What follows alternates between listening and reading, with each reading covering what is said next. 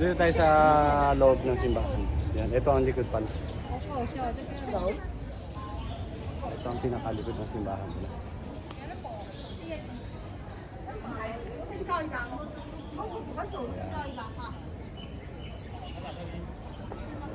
Simbahan. Ayun, yung likod. Yan lang ang likod nun.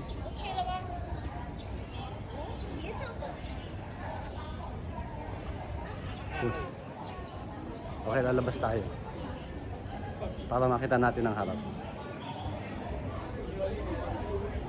Labas tayo, makita natin ang harap. Yan. Yan ang harap ng simbahan dito sa Macau. Ito yung mga dinadayo ng mga turista dito.